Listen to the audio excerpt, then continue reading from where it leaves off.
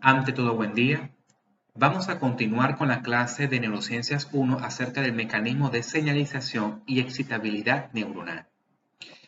Cabe destacar que ya hemos visto lo que corresponde a un átomo, las moléculas, las distintas moléculas que cumplen una función en específica y esa información lo correlacionamos con una célula que nuestro interés sería la neurona.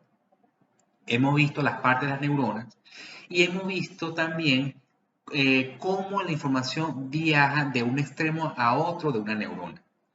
En esta clase vamos a enfocarnos es cómo se comunica una neurona con otra o cómo se comunica una neurona con otras estructuras, por ejemplo, tejido muscular, y cómo dentro de la neurona pasa la información de un extremo a otro. Resulta que para que haya la comunicación entre una neurona y otra hay una señalización. Y esa señalización es desde el punto de vista químico, que es lo más importante. Quiere decir de que tiene que haber, o se tiene que hablar de neurotransmisores para ver una señalización de una neurona y otra. Cuando se habla de excitabilidad neuronal, es porque el tejido neuronal, ¿sí? O la neurona, es un tejido excitable.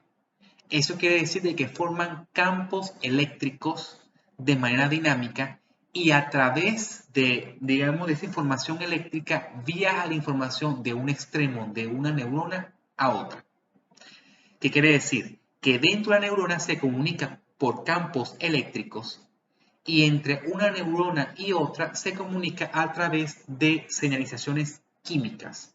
Entonces vamos a ver cómo se transmite dentro de la neurona por señales eléctricas y vamos a ver cómo se comunica una neurona y otra a través de señales químicas. La sinapsis es la comunicación entre una neurona y otra. Entonces lo que está representado en esta imagen, por ejemplo, esta neurona roja representa una neurona y esta neurona azul representa otra neurona. Entonces la sinapsis no ocurre en todas las partes de la neurona, sino un segmento de una neurona y otros segmentos de la otra neurona vecina. Entonces fíjense acá, esta porción de la neurona roja hace conexión con esta porción de la neurona azul y tenemos varios elementos a identificar en la sinapsis, que en este caso sería una sinapsis química. Más adelante vamos a clasificar lo que representa la sinapsis química y la sinapsis eléctrica. ¿Por qué se llama sinapsis química?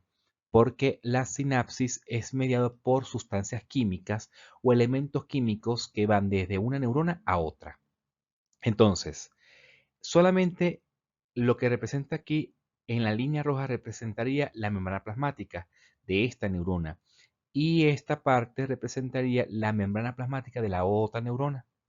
Entonces, fíjense que solamente este segmento de la membrana plasmática de esta neurona es que mantiene contacto con esta porción de la membrana plasmática de la otra neurona, ¿sí? Entonces, esta neurona, la parte final de este axón de esta neurona, contiene neurotransmisores que se liberan a este espacio entre una neurona y otra y tiene un sitio de llegada, ¿a cuál? A esta porción de la membrana plasmática de la otra neurona. Esta porción de esta neurona, que sería de color rojo, representaría la zona presináptica, o sea, antes de la sinapsis. El prefijo pre significa antes. Y esta porción de la neurona sería la porción postsináptica, que es posterior a la sinapsis. Y esta zona representaría la sinapsis per se. Entonces, ¿toda la membrana plasmática participa en la sinapsis? No. O sea que esta membrana plasmática, que es el botón axónico o la porción final del axón, ¿ok? Sería la membrana presináptica. Y esta porción de la membrana plasmática que se encuentra en el cuerpo neuronal y en dendritas sería la membrana plasmática postsináptica. Eso quiere decir de que en la membrana presináptica tiene que unirse estructuras para liberar la sustancia química que representaría de color como morado. Y la membrana postsináptica contiene proteínas que son receptoras y a quien recibe a esta sustancia química. La sustancia química que representa aquí de color morado serían los neurotransmisores, cuya síntesis o producción sería a través de la neurona. Cada neurotransmisor se sintetiza de manera distinta, que eso lo veremos más adelante. Entonces, fíjense que para que genere la acción de un neurotransmisor en la sinapsis química, primero hay una liberación del neurotransmisor. ¿Por parte de quién? Por parte de la neurona, cuyo botón axónico se encuentra acumulado en neurotransmisor específico. ¿Ok? Y esta acumulación de neurotransmisores que se acumulan en vesículas, ¿ok? Se une a esta membrana plasmática para su liberación. Una vez que se libera el neurotransmisor, se une al receptor. ¿Dónde se encuentra el receptor? En la membrana postsináptica, ¿ok? De la siguiente neurona que se encuentra o en el cuerpo neuronal o en las dendritas de la próxima neurona. Luego tenemos esos receptores pueden ser canales iónicos, ¿ok? O pueden haber otros receptores que son mediados por la proteína G. Más adelante les voy a mencionar qué significa eso.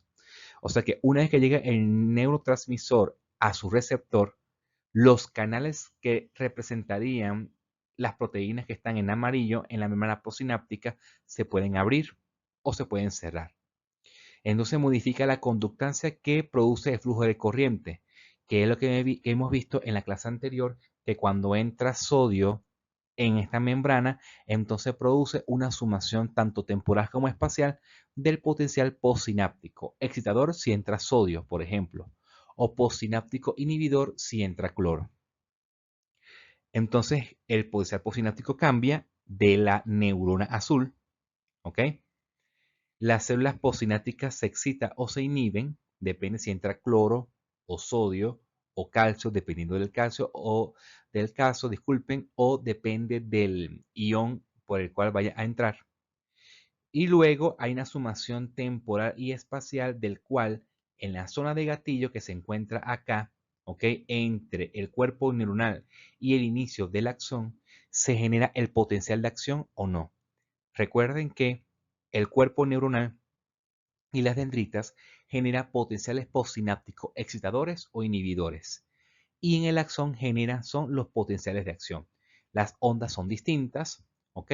Y eso ya lo hemos visto en la transmisión dentro de la neurona o dentro de los distintos segmentos de la neurona, ¿ok? Que sería a través de corriente eléctrica.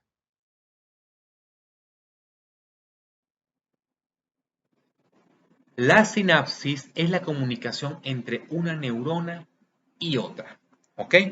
Entonces, la sinapsis se puede clasificar a grosso modo en dos partes: la sinapsis química y la sinapsis eléctrica.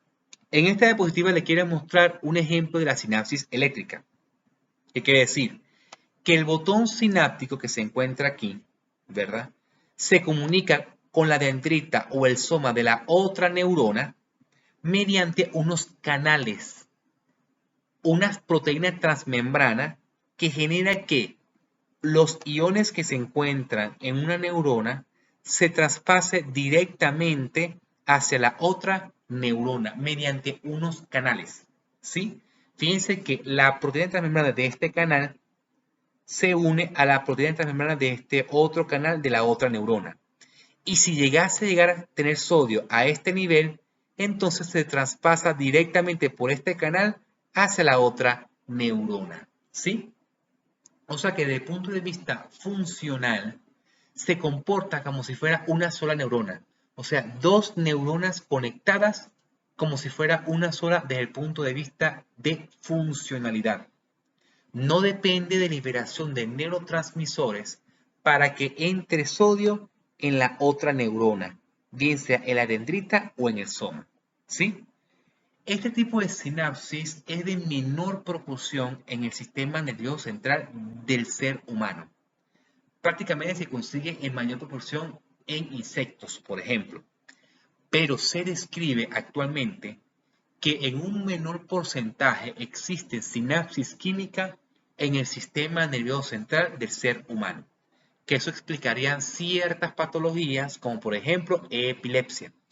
pero eso ya lo veremos más adelante, ¿ok? Cuando veamos epilepsia. Pero por los momentos, a este nivel, solo quiero que sepan de que existe una sinapsis química y que representa un menor porcentaje en relación a la sinapsis química.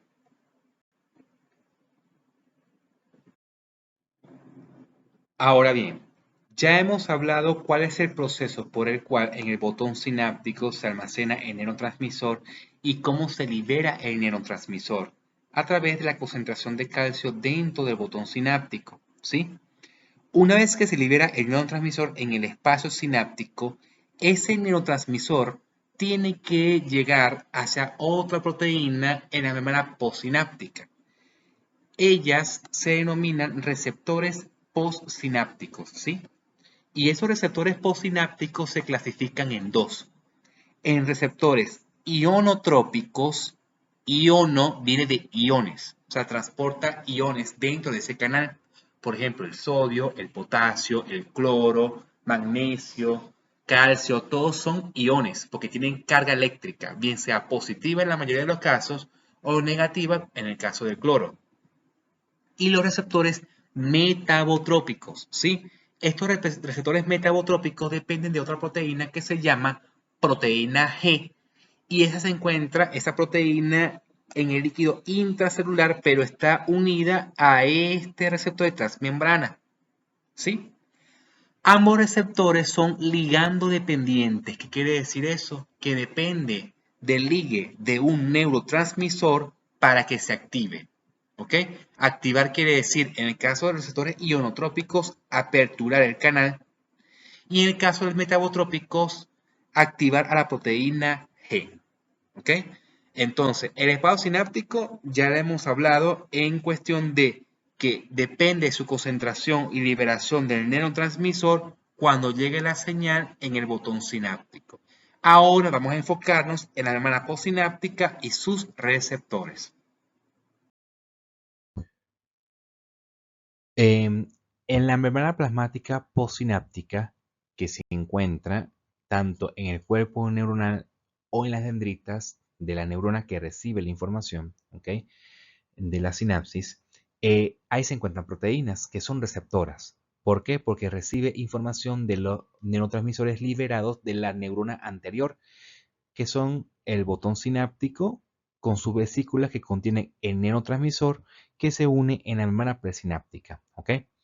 Entonces, esos receptores postsinápticos, que son proteínas, se clasifican en dos: en lo que son de tipo canal y de los que son de tipo metabotrópicos, ¿ok?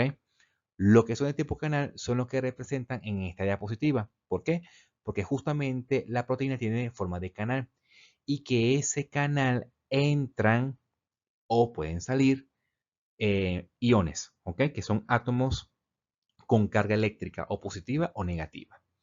Pero imagínense que este canal está cerrado porque no tiene una sustancia química que le permita cambiar su configuración y se abra.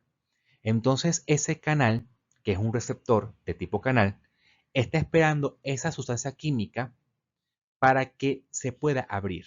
Entonces esa sustancia química sería el neurotransmisor. Pero fíjense que este neurotransmisor tiene forma de triángulo y de color morado.